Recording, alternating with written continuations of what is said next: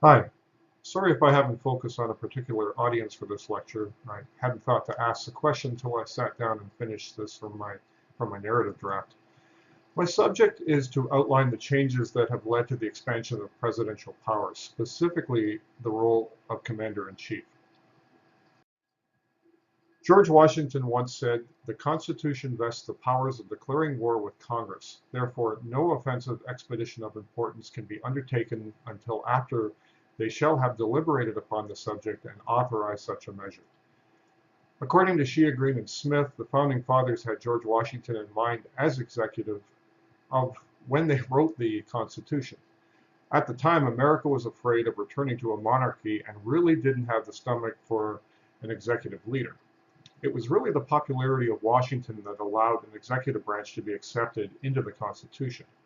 If it were someone else, the US may very well have been entirely run by the Congress with a figurehead as president, if there was a president at all.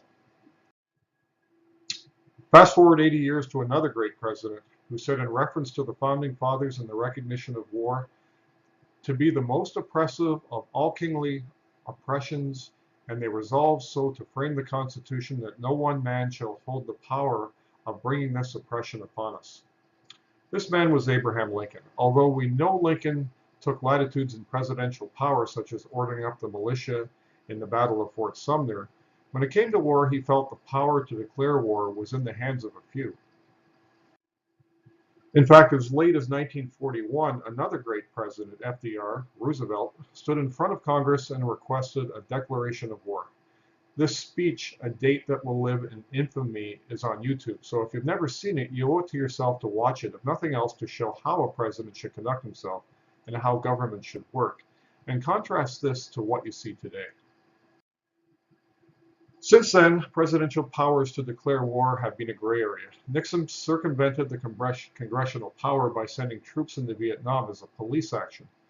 Following Nixon's unilateral move, according to Shea et al. 2016, Congress enacted the War Powers Resolution so that presidents at least had to report to Congress within 48 hours if they put troops in harm's way. So why the change? Well, back in the times of the Founding Fathers, I doubt they could have conceived of a time when a nation such as the US could be destroyed in less than 30 minutes with an intercontinental nuclear strike. Ever since the 50s, this has been a real threat and hasn't really been dealt with in the Constitution. Through necessity, presidential powers have had to be expanded to deal with such a threat, as 30 minutes really doesn't give much time to deal with such a hostile event. Now, according to Merrill in a 2017 Bloomberg Media report, and sorry if I don't have a government reference here, government websites don't really talk about this much, the president has the sole authority to launch a nuclear strike. The protocol is to patch in the chief of staff at the Pentagon, and the president has the authority to decide to take any advice, but ultimately the Pentagon is compelled to follow his orders as the commander-in-chief.